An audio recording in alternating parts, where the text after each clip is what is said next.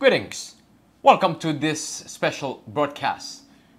I just wanted to share with you yet again another bedlam of noise taking place within our ranks, within the Seventh-day Adventist Church. There is a sharp attack against our youth as we have been covering in the past few weeks the things that have been transpiring within the camp of Israel, how the enemy is targeting our youth. We have seen bedlam of noise in Brazil, bedlam of noise in Africa, and we have seen how they have brought even Jesuits to speak before our young people, to brainwash them, to educate them into accepting popery. This is unlike the way the Waldensians did it while they were being persecuted by popery because they would not yield to the dogmas of the papacy. We have seen how they have even brought before our young minds, our young people, 40 gay men to sing there. Somebody has to stand up and to say something about this. Let me have a word of prayer. Loving Lord, Father God, which art in heaven, have mercy upon us, we pray, O Lord. Help us, Father, in these last days, as we can see the battle that we have to fight on the inside. The worst enemy is within. Lord, help us to stand in the faith of Jesus Christ, to fight the good fight of faith. We pray for our young people who are being destroyed from within. Their minds are being destroyed. They are being trained to worship the papacy, to worship Satan himself. Have mercy upon us, we pray. In Jesus' name, amen. Sister White tells us, right before the close of probation, there will be a bedlam of noise in our rank. And we have been witnessing this bedlam of noise taking place. And as God raised Jeremiah and said to Jeremiah, a youth, he said, I'm going to put my words into your mouth. Give them warning for me. Because God says in both Ezekiel chapter 5, chapter 3, chapter 33, and elsewhere in the Bible, to put those passages together, God has raised us up with His knowledge. He has given us, that He has imparted unto us, to give unto others, because, as the Bible says, He takes no pleasure in the death of the wicked. And then He said, why should you die? He has set before us life and death, but He counsels us to choose life. And that is one of the reasons why, or the main reasons, why He sent Jesus to die for your sins and my sins. Because God so loved the world that He gave His only begotten Son, that whosoever believeth in Him should not perish, but have everlasting life, the Bible says. We as a people, we were warned, we were told, we were raised up by God to sound the alarm, to bring the third angel's message to the world, to expose the sins of Babylon, to call a people out of Babylon, out of the bedlam of noise of Babylon, out of the confusion. But unfortunately, as it was prophesied, before our close of probation, the church's close of probation, we will see a manifestation of satanic spirit, which is part of the false revival, the counterfeit revival that Revelation chapter 13 also describes. We will find that taking place from within us. Listen to what we read here. Review and Herald, August 29, 19, 12. The desire for excitement and pleasing entertainment is a temptation and a snare. That is a trap to God's people, and especially to the young. Satan is constantly preparing inducements to attract minds from the solemn work of preparation for scenes just in the future. Through the agency of worldlings, Satan, keeps up a continual excitement to induce the unwary to join in worldly pleasures. There are shows, lectures, and an endless variety of entertainments that are calculated to lead to a love of the world. And through disunion with the world, faith is what? Weakening or weaken.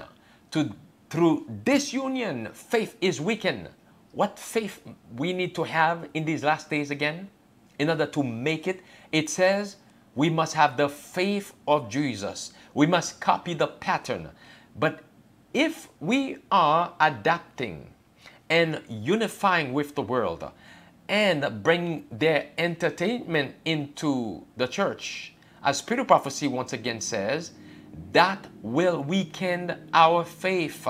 In other words, we will not be able to see Jesus anymore. It is another spirit, another Christ that we indeed will worship. As the Bible tells us, the whole world will worship the beast and Satan. That's Revelation chapter 13, verse 4. Now, notice on the screen with me, this is a Facebook account of the Adventist Technological Institute. Again, Adventist Technological Institute. And as we have seen before in Jamaica, Bedlam of noise. Pathfinders in Brazil, Bedlam of noise. Pathfinders in Africa, Bedlam of noise. In America, Bedlam of noise. Now, this Adventist Technological Institute that is in the Philippines, we are going to see more of the same. Remember, close of probation is approaching for us. Remember Ezekiel chapter 8, one abomination after another. It will not get better in our rank. A people must be purified and come out of it. Again, from this Adventist institution, listen and watch to the bedlam of noise.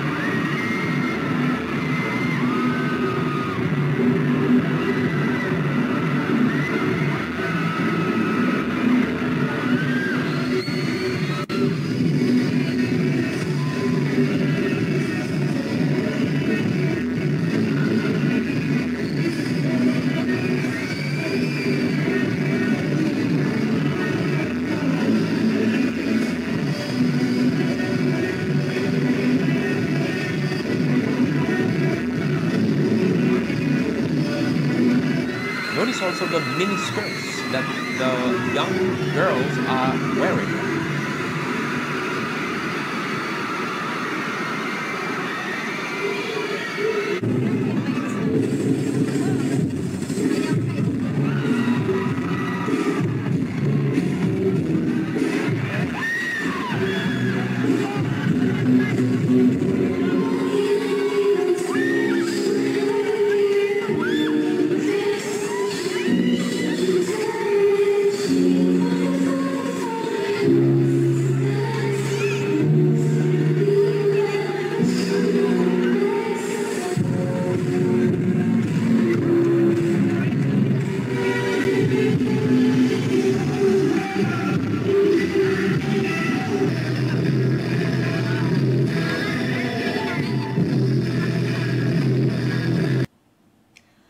Once again, a bedlam of noise that shocked the senses. Again, miniskirts, all of those things are being promoted. Where are the leaders? Who are the mastermind behind this event at the Adventist Technological Institute? Where are the pastors? Where are the conference presidents? A bedlam of noise. And those are supposed to be the quote-unquote true Seventh-day Adventists with this bedlam of noise. And without that entertainment, they would not come to church. And as Jeremiah chapter 5 verse 31 says, the prophets prophesied falsely, and the priests, the leaders, were ruled by their means, and my people love to have it so. And what will ye do in the end thereof? My people, God says, love to have it so. They want the entertainment. Many of them, millions, flock to this thing. And they have become so desensitized, so numb, that nowadays they don't see anything wrong with this. But what saith Spirit of Prophecy, based on what we have been looking at, based on what has been coming to the church, what saith Spirit of Prophecy in connection with those bedlam of noise? Listen now. The desire for excitement and pleasing entertainment is a temptation and a snare to God's people, and especially to whom again? To the young. What's going to happen? Satan is constantly preparing inducements to attract minds from the solemn work of preparation for scenes just in the future. Just in the future? I believe we are in that same future. Satan has put a snare, a trap for us, and we have fallen straight into it. And that trap is mostly for our young people, the next generation. Remember, Joel again tells us that in these last days, your sons and daughters shall prophesy. Satan don't want this to happen, does not want this to happen. And again, he has set a snare, a trap, using music, entertainment. Listen now. We read again, the desire for excitement and pleasing entertainment is a temptation and a snare to God's people, and especially to the young. Satan is constantly preparing inducements to attract minds from the work, the solemn work of preparation for scenes just in the future. Through the agency of worldlings, he keeps up a continual excitement to induce the unwary to join in worldly pleasures. There are shows, lectures, and endless variety of entertainments that are calculated to lead to a love of the world. And through disunion with the world, faith is weakened. Faith is weakened. So what will be the end for us, as a people? Oh, my brothers and my sisters, what a sad reality. Probation is about to close. Listen now. The things you have described as taking place in Indiana, the Lord has shown me would take place just before the close of probation. Every uncouth thing indeed will be demonstrated. There will be shouting with drums, music, and dancing. Have we seen some of that lately? The senses of rational beings will become so confused that they cannot be trusted to make right decisions. In other words, we cannot follow those leaders. They have been made drunk by the noises, the bedlam of noise of Babylon. We cannot follow them. They have been made drunk by the wine of Babylon. It says, a bedlam of noise shocks the senses and perverts that which, if conducted aright, might be a blessing. The powers of satanic agencies blend with the din and noise to have a carnival, and this is termed the Holy Spirit's working. Those things which have been in the past will be in the future. Satan will make music a snare by the way in which it is conducted.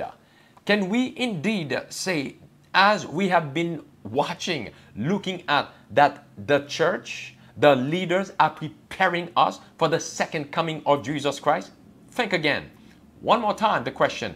Can we honestly say, when we watch things like that, we read about them, can we honestly say that the leaders are preparing us for the second coming of Jesus Christ? What happened prior to the first advent? Same thing was taking place. The leaders did not, or I should say did not care to prepare the people for the first advent. And what did God do? God raised a man by the name of John the Baptist in a self-supported way. He bypassed the general conference then. He used that man to prepare the way of the Lord and make his path straight. Likewise, God in these last days cannot trust those men, cannot use them to proclaim the second advent of Jesus Christ, to give the third main angel's message to the world. God is not with them. The Ichabod has happened once again. The Spirit of God has departed. The organization belongs to Satan. The organization, the General Conference. We as a people must now, without those leaders, take up the banner of Jesus Christ, the bloodstained banner of Jesus Christ, and go forward. And as the Bible says, the angel come down with great power, and the earth was lightened with his glory. Revelation chapter 18, verse 1. We cannot wait for the leaders. We cannot follow them. Let us follow the Lamb. Indeed, follow the Lamb. Whithersoever he takes them, follow him. Avoid this bedlam of noise, this confusion, this Babylon. Avoid it. This Babylonian cultures, lifestyle that have crept in within us.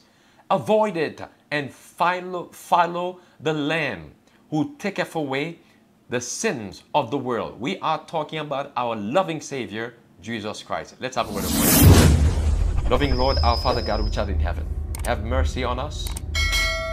Have mercy on us. Have mercy on your people. Help your people, Lord, to see the deception from within. That right now, we don't need the leadership. We don't need, when I say leadership, those within the General Conference. We don't need them. Your church has been hijacked. It's time to call your church not only out of Babylon that's on the outside, but also out of the General Conference, the Jesuits within the General Conference. So Lord, have mercy upon us. Forgive us of all our sins, we pray. Blot out our transgressions. We have fallen short of your glory, but we believe by your grace that you will indeed save us, save a people, prepare us for the final crisis, to receive the loud cry, the outpouring of the Holy Spirit, and to stand fast against the national Sunday law, the international Sunday law, and to go and to conquer until you come again to take us home. In Jesus' name I pray. Amen.